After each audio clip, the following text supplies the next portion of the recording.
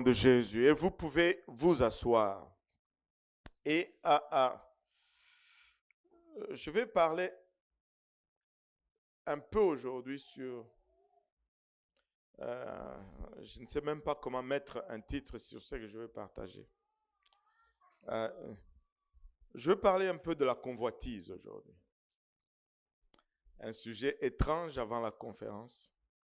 J'ai eu 4 heures de sommeil hier soir. Et je voulais absolument trouver quelque chose sur la foi, sur l'unité, pour que nous venons tous ensemble et que nous, le réveil, la puissance de Dieu, tu sais, c'est le message que tu veux prêcher avant la conférence pour amener les gens à être en attente. Mais le Seigneur m'a donné ça. Et c'est ce qu'on va regarder. Avant de s'éloigner un peu de Romains, je veux parler un peu sur ce verset et qui est très souvent mal interprété. La Bible nous dit que nous savons du reste que toute chose concourt au bien. Et très souvent, nous lisons ce verset comme s'il disait que toute chose est bien. La Bible ne dit pas que toute chose est nécessairement bien. La Bible dit que toute chose va concourir ou toute chose va conduire ou va produire le bien dans notre vie. Mais la Bible pose des conditions. Elle dit que toute chose va concourir au bien pour ceux qui aiment Dieu. Donc, il y a une condition, c'est-à-dire nous devons aimer Dieu. Nous ne pouvons pas contrôler les choses, mais nous pouvons contrôler la destination de notre amour. Nous pouvons choisir d'aimer Dieu afin que les choses puissent commencer à concourir à notre bien. Maintenant, si nous aimons Dieu, pas nous aimons nous-mêmes. Très souvent, nous aimons nous-mêmes et nous prétendons que nous aimons Dieu. Regarde, si tu aimes Dieu parce qu'il va te guérir, tu t'aimes toi-même, tu n'aimes pas Dieu. Si tu aimes Dieu parce qu'il va te donner, tu t'aimes toi-même, tu n'aimes pas Dieu. Si tu aimes Dieu, tu vas lui donner. Tu vas te donner à lui.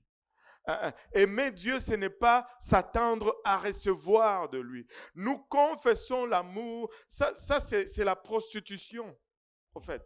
Quand tu aimes quelqu'un pour un bien, c'est prostituer. Et il y a plusieurs prostitutions spirituelles qui se font de nos jours. Mais ce n'est pas de l'amour, c'est juste une prostitution déguisée. J'aime Dieu parce qu'il va me bénir. Écoute, aujourd'hui, si tu épouses quelqu'un parce qu'il a l'argent, on dit que tu es une matérialiste ou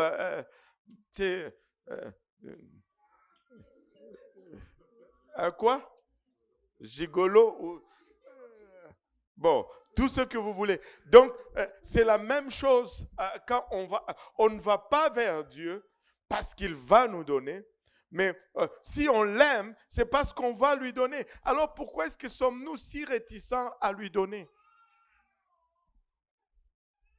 Amen. Et donc, si nous aimons Dieu et que nous lui donnons notre vie, nous lui donnons notre volonté, nous lui donnons notre cœur, nous lui donnons nos talents, et bien, les choses qui vont nous arriver, même si ces choses sont mal, elles vont concourir à notre bien. Et il dit, de ceux qui sont appelés selon son dessein. Il dit, oh, Dieu a planifié d'appeler certains et il a planifié de ne pas appeler d'autres. Non, ce n'est pas ce que la Bible dit. La Bible dit que celui qui a soif vienne. C'est comme ça que Dieu appelle. Dieu appelle tout le monde. Mais il y a un dessein ici. Et le dessein de Dieu, c'est quoi? Le dessein de Dieu, on le voit dans le verset 29. Car ceux qu'il a connus d'avance, il les a aussi prédestinés à quoi? Pas à être sauvés, mais à être semblables à l'image de son Fils. La prédestination, ce n'est pas un salut garanti. La prédestination, c'est l'image dans laquelle Dieu veut nous transformer une fois que nous sommes sauvés. C'est-à-dire, si tu es sauvé, tu vas ressembler à Christ. C'est ce que ça veut dire. Si tu acceptes l'évangile, si tu réponds à l'appel de Dieu, tu es destiné à devenir comme Christ. C'est pourquoi la sanctification est salutaire. Parce que si tu ne deviens pas comme Christ, tu n'es pas sauvé. Alléluia. Un seul amen. Alléluia. C'est quand même un record. Au moins, il y en a un. Alléluia. Afin que son fils premier-né fût le premier-né entre plusieurs frères. Bien sûr, il y a aussi des sœurs. Amen. C'est juste pour dire tout le monde. Et maintenant, regardez. Et ceux qu'il a prédestinés, il les a aussi appelés. Et si vous voyez maintenant ce qui suit, littéralement, il faut lire ces versets à l'envers pour comprendre comment il travaille. Il appelle d'abord, et puis après avoir appelé, il va justifier. Après avoir justifié, il va glorifier. Après avoir glorifié, on est maintenant rendu à l'image de son Fils, et c'est à cela qu'il nous prédestine. Nous devenons comme lui, en fait. Nous devenons comme Jésus. Maintenant, tout concourt au bien, même le mal. Si le mal concourt au bien, combien davantage les bonnes choses qui nous arrivent devraient concourir au bien? Amen.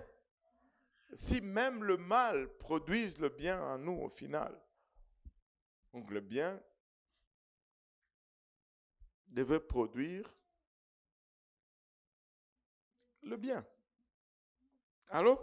Vous semblez avoir peur. Parce que j'ai dit que c'était une pilule. Regarde ton voisin, dis-lui, tout concourt au bien. Alléluia. Tout concourt au bien.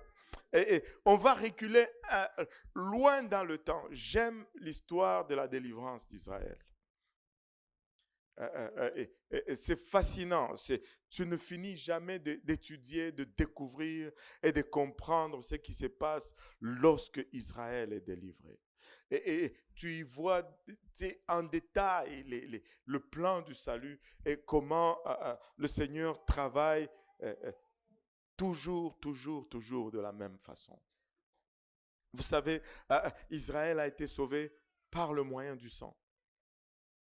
C'est par le sang qu'Israël a été délivré de l'Égypte, de l'esclavage de l'Égypte. Et c'est par le moyen du sang que nous sommes aussi délivrés de l'esclavage du péché. Mais une fois Israël sauvé, Israël a traversé le Zo.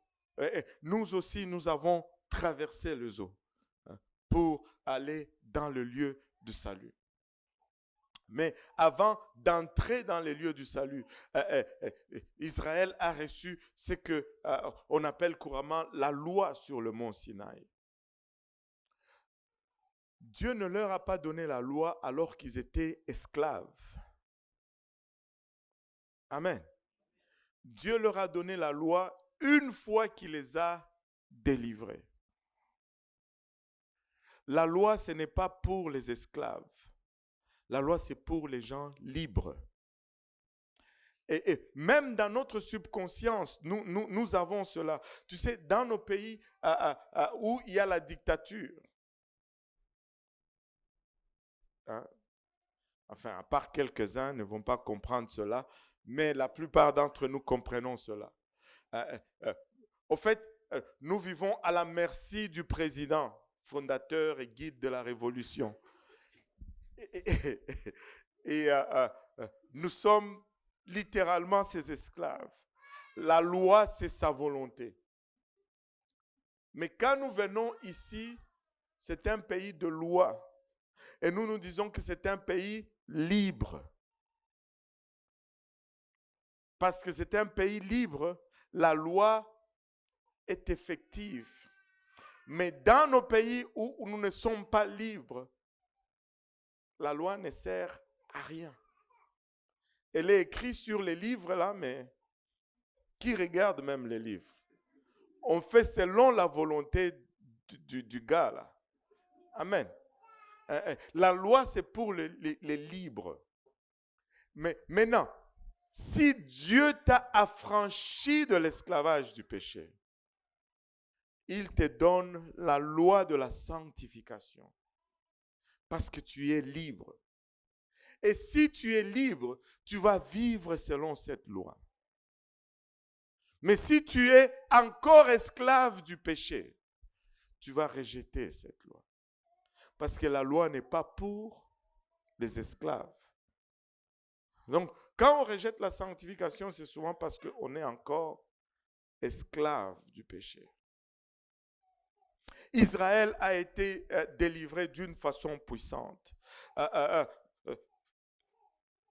Ils étaient allés en Égypte juste pour se cacher de la famine, mais ils s'y sont retrouvés plus de 420 ans.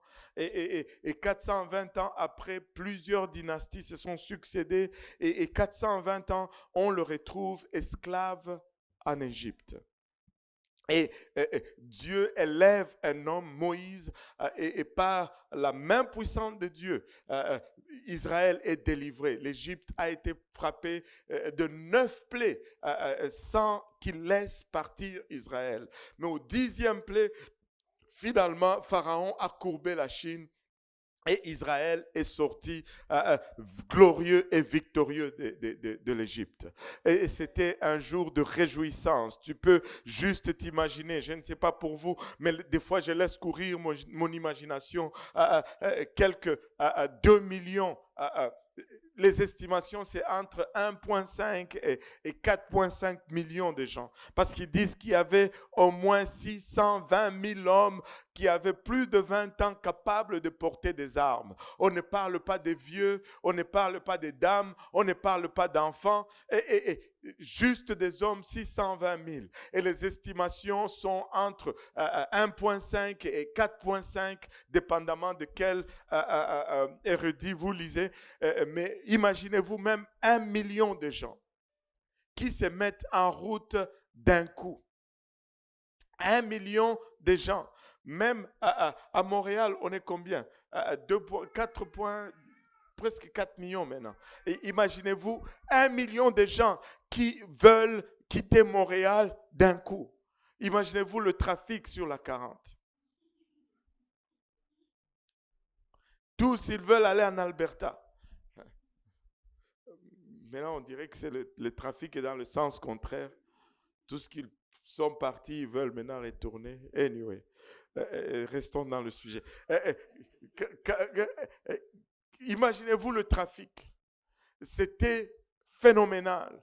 Mais non seulement ils sortaient eux-mêmes, ils sortaient avec leur bétail, ils sortaient avec leurs animaux, avec leurs biens. C'était une scène extraordinaire. Et c'était la joie. Finalement, ils étaient en train de se réjouir. Demain, nous n'allons pas nous réveiller au son, alléluia, je ne sais pas, du cloche de ce maître d'esclaves. Demain, nous n'allons pas sentir le coup de fouet sur notre dos. Demain, nous n'allons pas être brûlés sous le soleil ardent de l'Égypte à essayer de tirer des pierres qui pèsent des tonnes. Nous sommes enfin libres. 400 ans d'attente, nous voici arrivés. Nous sommes en train de sortir. Et ils dansaient, et ils glorifiaient Dieu, et ils se réjouissaient. Quelque chose de bon est finalement arrivé. Ils avaient une raison de le glorifier, et ils le glorifiaient. C'était extraordinaire. C'était extraordinaire.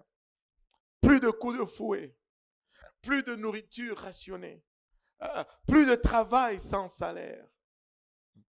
Ils étaient en train d'aller maintenant et ils avaient leur destinée entre leurs mains.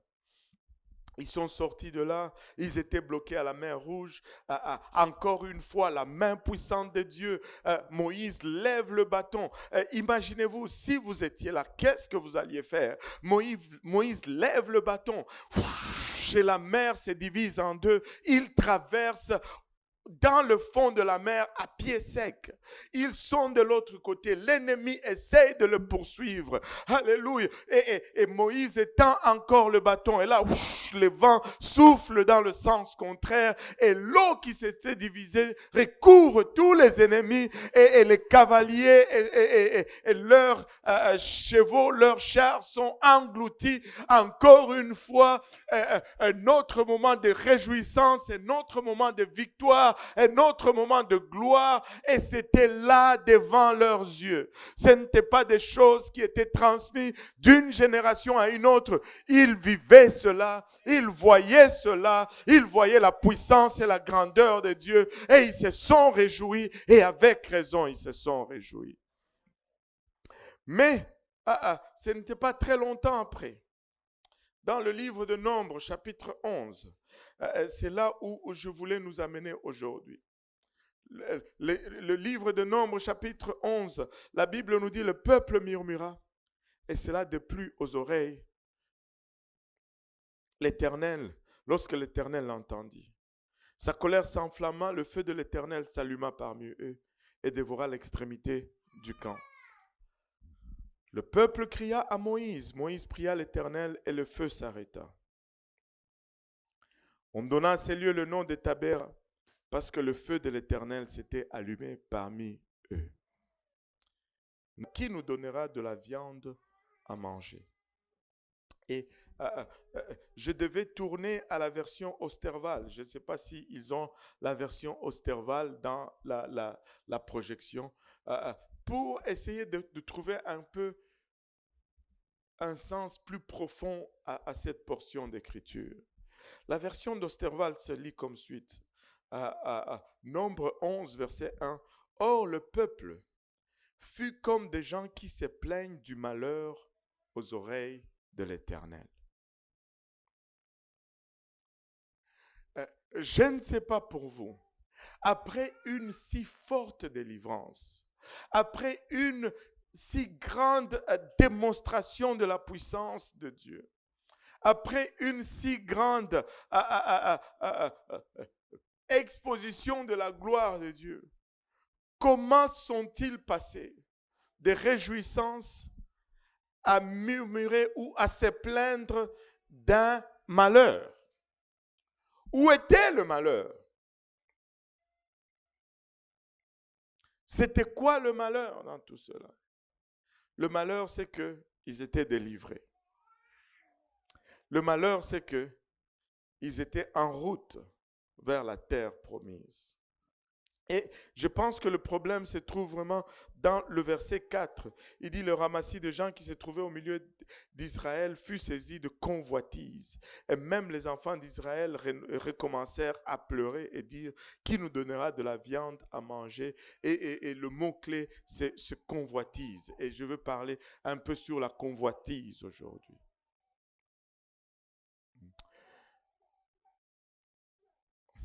Vous savez, laissez-moi vous dire ceci. Entre vous et moi, si Dieu nous sauvait seulement, ça serait déjà correct. Si Dieu sortait juste le peuple de l'esclavage, ça serait déjà correct. Mais ils sont arrivés à une place où le salut n'était plus suffisant. Ils sont arrivés à une place où leur délivrance n'était plus suffisante. Leur chair demandait davantage. La convoitise va toujours être générée de la chair. Et regardez, à 100% de cas, ce qui va nous éloigner de Dieu va être généré par le désir de notre chair. Même si c'est déguisé, Si on creuse, on va trouver la racine de cela dans une convoitise charnelle. Et la convoitise, c'est un état dans lequel nous nous trouvons parce que nous sommes des êtres déchus. Parce que nous avons hérité une nature déchue. Dans le jardin d'Éden, Adam et Ève ont péché. Et parce qu'ils ont péché, depuis leur péché, cette chair est devenue problématique. Et ça va se traduire toujours par la convoitise. Et la convoitise ne peut être satisfaite. Tu ne peux satisfaire la chair. En d'autres termes, tu ne peux te satisfaire. Et on peut regarder cela comme une mauvaise chose. Et c'est pourquoi, regardez, Dieu performe un si grand exploit, mais ils ne sont pas contents. Certains d'entre nous diraient, « Oh, si seulement j'étais là à l'époque d'Israël et que je voyais le 10 plaies d'Égypte, je n'allais pas me plaindre. Si seulement je voyais la nuée sur le tabernacle ou la nuée qui avance de jour et ou la colonne de feu qui avance la nuit. Laissez-moi vous dire, pasteur, moi je n'allais pas broncher. On me l'a déjà dit. Oh, si j'étais là à la mer Rouge et que je voyais pasteur, si je voyais vraiment cette mer séparée, pourquoi vais-je encore douter? Mais laisse-moi te dire, tu as vu plus qu'une mer séparée. Tu as vu plus qu'une colonne de nuée. Mais tu es encore là à une place de doute parce que tu luttes avec la convoitise jour après jour, après jour, après jour, après jour. Tu sais, ton plus grand ennemi, ce n'est même pas le diable. C'est ta chair. C'est toi-même. Le plus grand ennemi, c'est celui que tu regardes chaque matin. C'est celui que tu soignes chaque jour. Celui que tu laves, tu pomponnes avec de l'huile parfumée, tu le pomponnes avec le parfum. La plupart de ton argent va pour le couvrir. C'est ça ton plus grand ennemi. Tu le nourris chaque jour. Quand on te demande d'arrêter de le nourrir juste un jour, aïe, c'est la guerre. C'est ton plus grand ennemi, la chair. Et ça semble nous mettre dans une situation dans laquelle nous ne pouvons pas sortir. Parce que la chair, nous sommes dedans. Si je sors de ma chair, je meurs. Allô? Allô? N'essayez pas de me convaincre autrement. Le voyage astral, c'est diabolique. Tu ne peux pas sortir de ta chair et aller quelque part. Non, n'essaye même pas de justifier. Les apôtres ne voyageaient pas comme ça. Alléluia. Ils ne voyageaient pas comme ça. Nous sommes maintenant face à quelque chose que nous ne pouvons pas contrôler, face à une source de problèmes perpétuels, face à une situation de défaite garantie parce que nous sommes toujours là-dedans. Avez-vous remarqué combien de résolutions tu as déjà pris? Alléluia. Combien de résolutions tu as déjà pris? Tu prends la résolution et puis elle ne tient pas. Tu prends une autre résolution et puis elle est désuète. Tu prends une autre et à chaque nouvel an, c'est toujours, il y a de ces résolutions.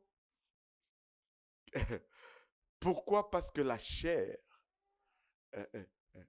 est pleine de convoitises. Et peu importe combien tu mets là-dedans, tu ne vas jamais être satisfait. Qu'on te donne tout l'argent, tu vas en vouloir encore plus. Et tous les vêtements, tu vas en vouloir un peu plus. Les voitures,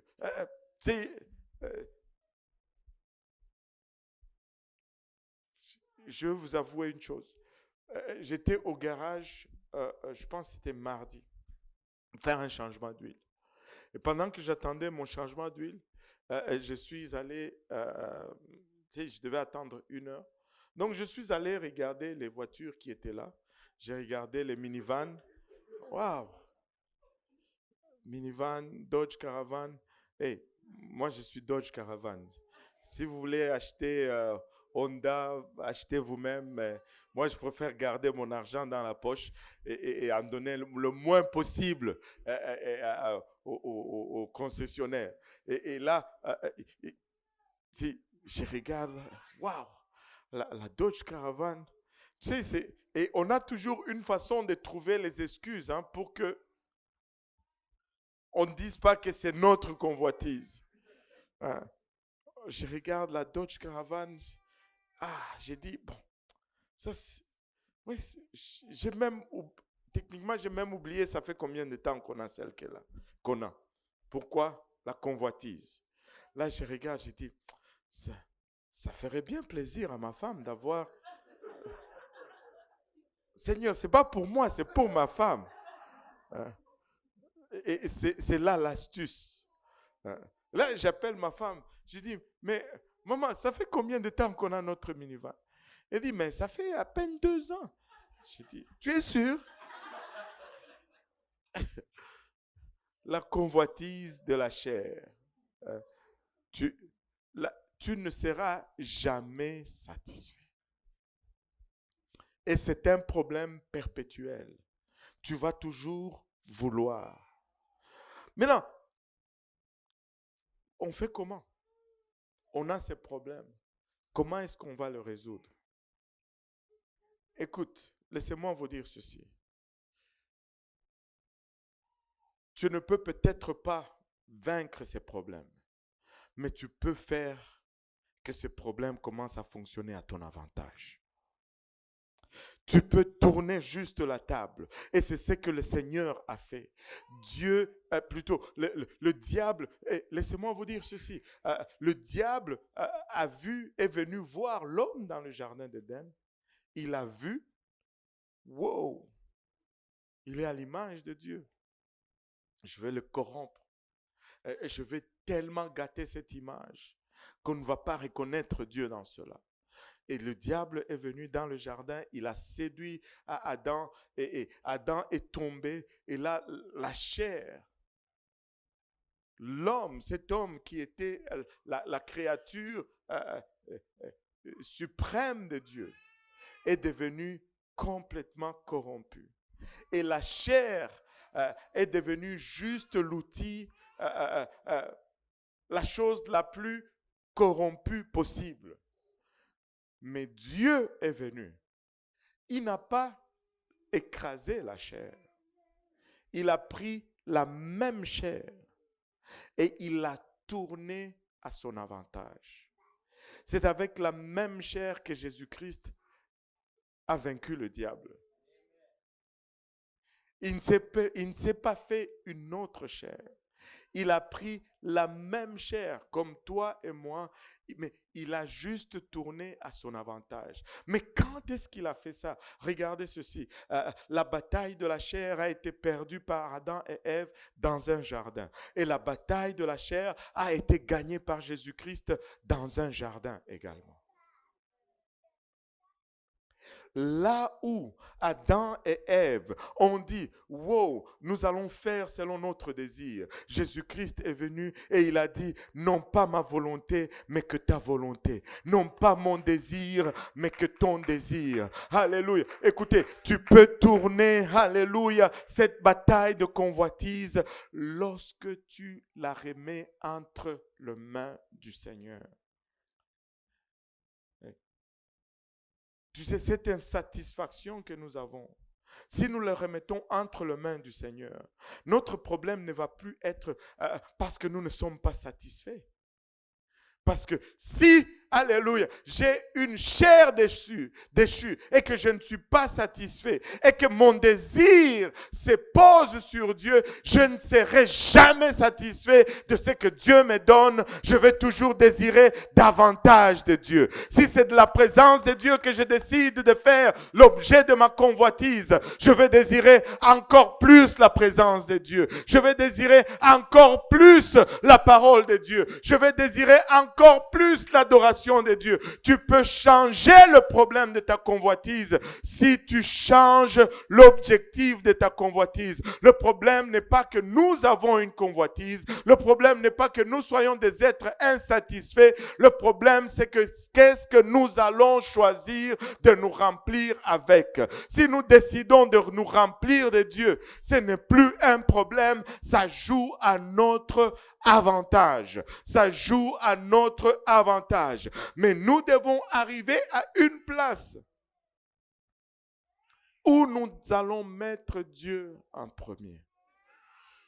Où nous allons vraiment aimer Dieu. Parce que si nous l'aimons, nous allons lui donner. Et quand nous lui donnons, nous allons lui donner aussi nos convoitises. Et remarquez, ces convoitises maintenant, ou ces désirs qui ne peuvent être satisfaits entre les mains de Dieu, tourner dans la bonne direction. Laissez-moi vous dire, n'importe quel handicap que tu as dans la vie, si tu le mets dans les mains de Dieu, ça devient un point fort. C'est pourquoi dans nos faiblesses, il est fort et il montre toujours sa force dans nos faiblesses. Mais notre problème, c'est que nous voulons satisfaire ces choses pour nous-mêmes. Nous voulons nous remplir pour nous-mêmes, satisfaire notre chair. Et notre première pierre d'achoppement, c'est notre orgueil. C'est notre orgueil. Que Dieu nous aide à tourner, alléluia, ces désirs, ce défaut naturel que nous avons de ne jamais être satisfait, juste de le tourner et de le remettre entre ses mains et de le voir remplir de sa présence, de le voir remplir de sa gloire, de le voir remplir, alléluia, de ses desseins, de son objectif. Et personne ne pourra décrire ce que Dieu va faire avec toi. Qu'est-ce que tu vas faire de cette soif qui ne peut être assouvie en toi? Vas-tu le garder pour essayer de le remplir pour tes propres désirs ou la convoitise de ta chair, ou vas-tu le remettre entre les mains de Dieu et voir Dieu le remplir et toi rester insatisfait? Oh, je refuse d'être satisfait de ce que Dieu est en train de faire dans ma vie. Je décide de désirer toujours plus de Dieu. Je veux désirer toujours plus de Dieu. Je refuse d'arriver à une place où je prends mes convoitises et je les mets entre mes propres mains. C'était dans le jardin d'Éden, dans Matthieu 26, à partir du verset 39. Puis, ayant fait quelques pas en avant, il se jeta sur sa face et pria ainsi. Mon Père, s'il est possible, que cette coupe s'éloigne de moi. Toutefois, non pas ce que je veux, mais ce que tu veux. Pas ma volonté, Père, mais ta volonté.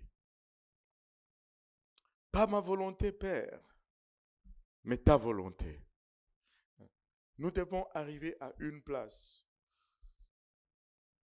où nous commençons à prier cette prière. Et non juste du bout de lèvres, mais prier vraiment, Seigneur, il y a deux volontés en moi, mais je veux choisir celle qui t'est agréable. Quand est-ce que la dernière fois, avant de prendre une décision, tu t'es mis à genoux et dire, Seigneur, quelle est ta volonté là-dedans? Quand est-ce que la dernière fois, on t'a offert des opportunités avant de regarder l'avantage que toi, tu voulais en tirer? Tu as regardé, Seigneur, en quoi est-ce que ça avance ton royaume? Quand est-ce que la dernière fois, je me suis dit, Seigneur Jésus-Christ, vraiment, c'est que je recherche ici. Est-ce que c'est pour moi ou c'est pour toi? Pourquoi est-ce que je recherche cette bénédiction? Est-ce que c'est pour moi ou c'est pour toi? Pourquoi est-ce que je recherche cette puissance? Est-ce que c'est pour moi ou c'est pour toi? Pourquoi est-ce que je recherche ce ministère? Est-ce que c'est pour moi ou c'est pour toi? Pourquoi est-ce que je recherche cette maison, cette voiture? Est-ce que c'est pour moi ou c'est pour toi? Je veux arriver à une place où je sais, hein, qu'en tant qu'homme déchu, il y aura toujours une insatisfaction dans ma vie, dans ma chair, dans mon être, dans mon orgueil. Mais je veux juste tourner cela dans la bonne direction et faire de sorte que dans mes faiblesses, qu'il montre sa force. Dans mes folies, alléluia, qu'il comble avec sa sagesse. Dans mes manquements, alléluia, qu'il comble avec sa provision. Alléluia. Dans mon ignorance, alléluia, que sa justification nous couvre. Alléluia. Mais qu'il nous aide à tourner vraiment ses faiblesses héritées entre ses mains, afin qu'il puisse mettre cela à son avantage. Et quand c'est à son avantage, nous allons y trouver notre place. Nous allons en sortir toujours plus grand, toujours plus fort, toujours plus apte à faire ce qu'il désire que nous faisons. Vous voyez, Israël est sorti d'Égypte. Mais cette convoitise qu'ils avaient en eux a fait qu'ils ont tourné leur regard vers la chair. Et même en présence ou après avoir expérimenté une si grande démonstration de la puissance de Dieu, ils ont commencé à se plaindre pour la nourriture. Pour la nourriture. Pas qu'il en manquait, mais parce qu'ils ne voulaient pas manger ce que Dieu leur servait. Tu sais, la plupart d'entre nous ne veulent pas manger ce que Dieu sert. Et ça, c'est une source de plusieurs problèmes. Ce que Dieu te donne, prends-le avec action de grâce. Mais tu ne veux pas manger ce que Dieu te donne. Dieu leur donnait de la manne et ils ont commencé à se plaindre. Regardez ce qu'il dit. Au verset 5, nous nous souvenons des poissons que nous mangions en Égypte et qui ne nous coûtaient rien, de concombres, qui ne vous coûtaient rien. Ils ont bâti l'Égypte pour manger du poisson. Ils ont construit tout l'Égypte pour manger du poisson. Ils ont travaillé comme esclaves pour manger ce poisson. Ils étaient traités comme de moins que rien, des coups de fouet sur leur dos. Pour manger ces poissons, ça ne vous coûtait rien. Comme on est très vite à oublier le prix que le diable nous faisait payer une fois que le Seigneur nous délivre.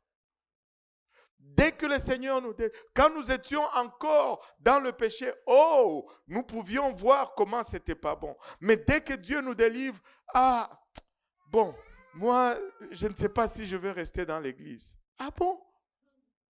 Tu as déjà oublié ce que tu subissais dans le monde. Tu ne dormais même pas la nuit. Tu étais tourmenté tous les jours. Tu ne répondais même pas au téléphone quand tu ne savais pas qui t'appelait.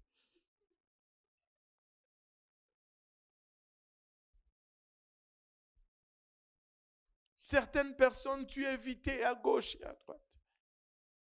Aujourd'hui, vraiment, ça ne te coûtait rien. Le poisson que nous mangeons en Égypte et qui ne nous coûtait rien.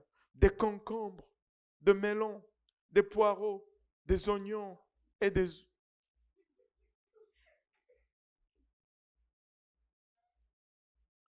C'était ça le problème. Ça peut sembler comique, mais très souvent, comparé à ce que Dieu fait pour nous, versus ou vis-à-vis ce que nous lamentons pour, c'est le même équivalence. Pour l'amour du ciel, Dieu t'a tiré du monde. Dieu t'a lavé de ton passé. Il t'a donné son nom et il t'a mis en route vers le ciel. Et toi, tu te plains encore pour le travail, pour les vêtements, pour l'amitié, ou pour le mariage, ou pour une voiture, ou pour une maison, ou des fois même pour les habits. On se plaint. C'est des concombres par rapport à ce que Dieu nous a donné. Maintenant, notre âme est desséchée. Plus rien. Ce que Dieu mettait devant eux, ce n'était rien. Il n'y avait plus aucune valeur. Écoutez, la manne tombait chaque matin. Tu te réveilles le matin, tu sors devant, tu ramasses, tu vas dans la maison, tu cuisines et tu manges. Et c'est rien. Maintenant, notre âme est desséchée, plus rien. Nos yeux ne voient que de la manne.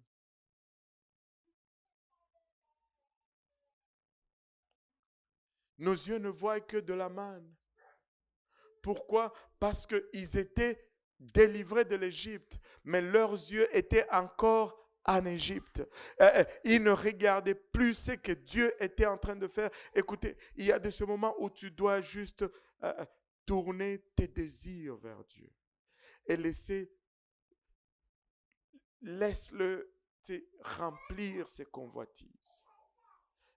Je veux que mes désirs se tournent vers Dieu.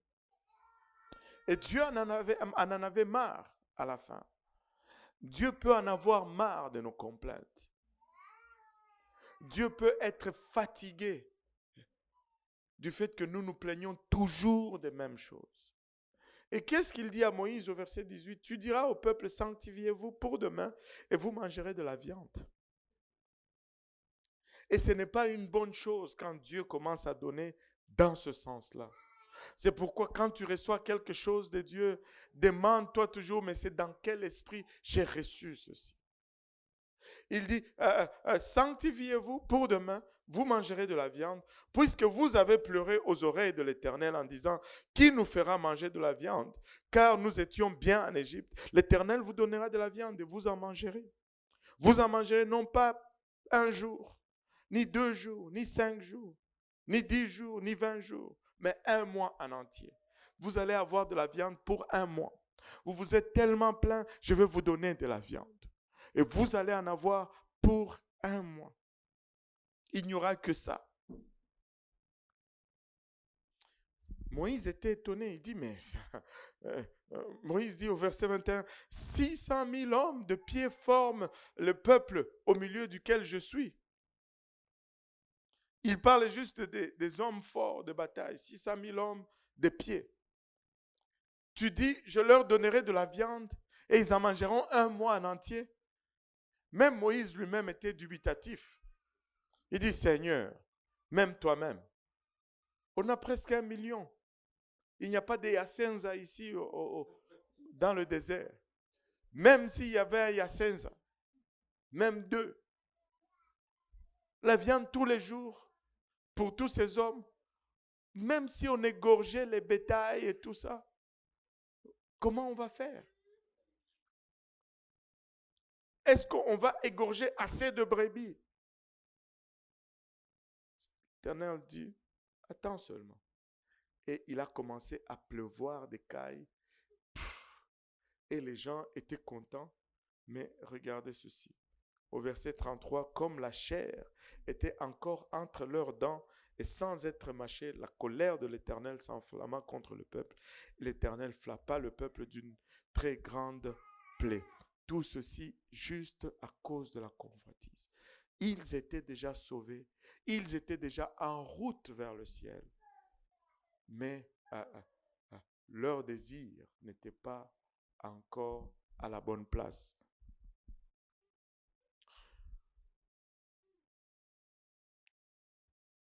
tout concourt au bien. Maintenant, je peux être faux, c'est pas grave, je vais assumer. Je me suis déjà trompé plusieurs fois dans ma vie. Si on me donnait un billet de $1 pour chaque fois que je me suis trompé, je serais déjà multimillionnaire, je vous dis. Mais regardez ceci. Moi, je crois et je suis convaincu que s'ils y allaient juste avec une bonne attitude, Dieu allait leur donner de la viande. Et ils allaient en manger sans subir les conséquences. Mais le problème, c'était dans leur attitude de convoitise. Et je vais vous donner mon témoignage. Et je vais conclure avec ceci.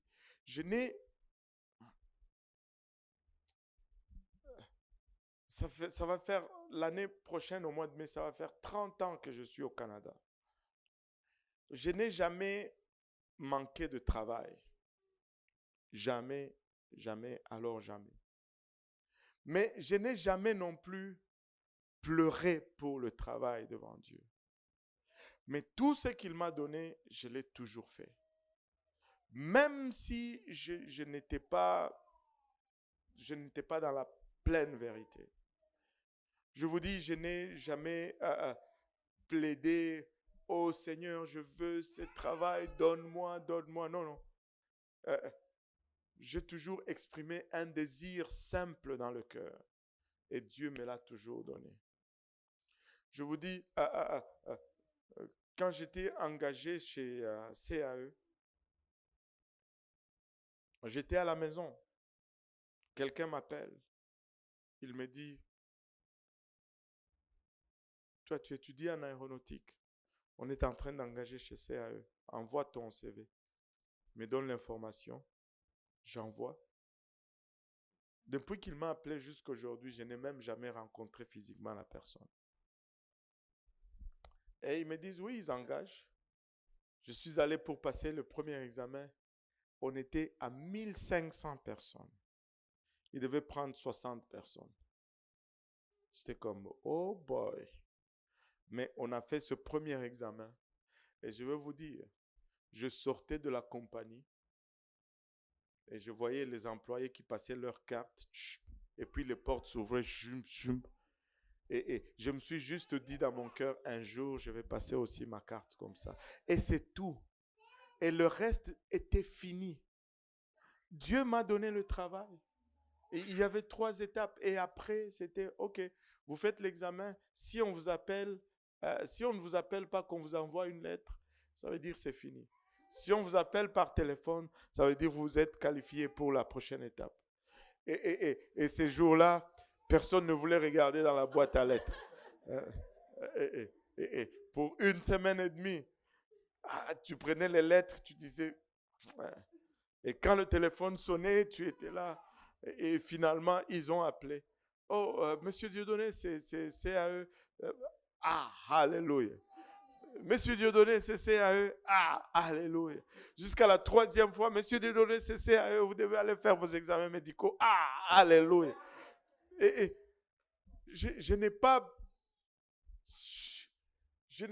n'était pas une bataille luttée, féroce, stressée.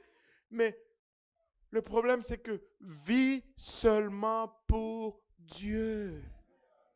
Aussi simple que ça. Laisse que tes désirs aillent vers Dieu. Sois satisfait avec la présence de Dieu. Oh, je veux dire, sois satisfait. Non, oubliez ça. Remplis ton insatisfaction avec la présence de Dieu. Remplis ton insatisfaction avec le désir de Dieu. Et tu verras, les autres choses vont venir et tu vas toujours garder cette bonne attitude. remplis ton insatisfaction avec Dieu. Alléluia. Tu vas rester insatisfait. Mais si tu remplis de Dieu, il n'y aura jamais d'overdose. Il n'y aura jamais des effets secondaires. Il n'y aura jamais de problème. Mais si tu remplis avec autre chose, il y aura des effets secondaires. Tu vas faire des overdoses et ça va créer d'autres problèmes. Mais remplis ce convoitise. Rends cet handicap utile pour toi et pour tous les gens autour de toi en mettant Dieu maître de cet handicap. Fais que Dieu soit fort dans tes faiblesses. Et la seule façon d'y arriver, c'est de lui donner nos faiblesses. Donne tes faiblesses à Dieu. Juste laisse-le remplir ta vie. Laisse-le remplir ta vie. Que mes convoitises courent après Dieu. Et vous allez voir que même dans mes faiblesses, et si nous désirions de l'argent, si nous désirions la prière comme nous désirons l'argent, nous serons très spirituels. Allô? Si nous étions aussi assidus pour l'œuvre de Dieu, que nous sommes assidus pour nos emplois, waouh! On aurait un réveil explosif, Pasteur Abou. Si nous étions autant préoccupés pour les âmes que nous sommes préoccupés pour le climat ou pour notre voiture, écoutez, nous serions loin dans l'œuvre du Seigneur. Nous serions loin dans l'œuvre du Seigneur. Tu ne peux pas te débarrasser de cet état d'insatisfait perpétuel parce que tu es déchu. Mais tu peux choisir qu'est-ce qui comble cette insatisfaction. Et laissez-moi te dire, même ce que le diable, on peut s'élever, même ce que le diable a inventé pour te faire mal, Dieu le savait déjà.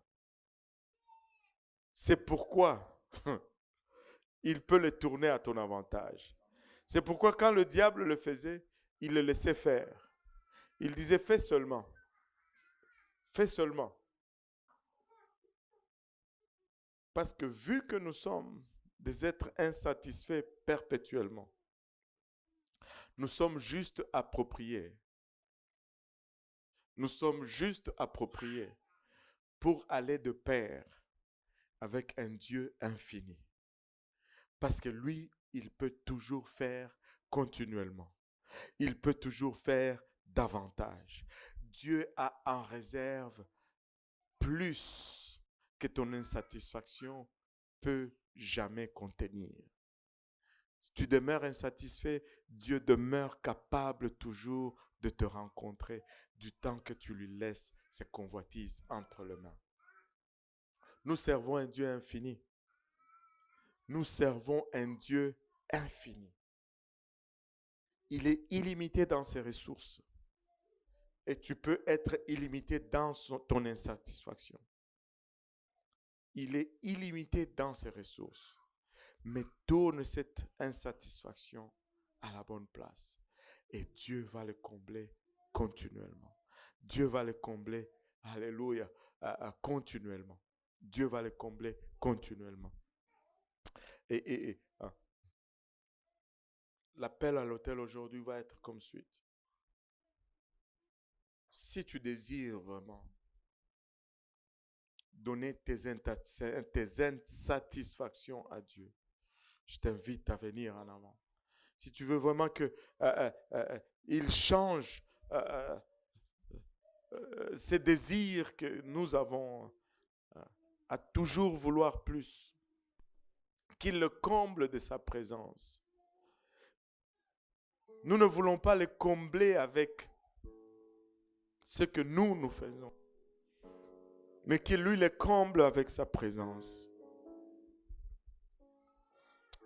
Que ce que l'ennemi a mis pour nous détruire, que le Seigneur l'utilise pour nous bâtir. Et c'est que le Seigneur, plutôt l'ennemi, a mis comme faiblesse à nous, que le Seigneur l'utilise comme force. Ore katamana otaraba oloboyosa. Iraya itara koroyama.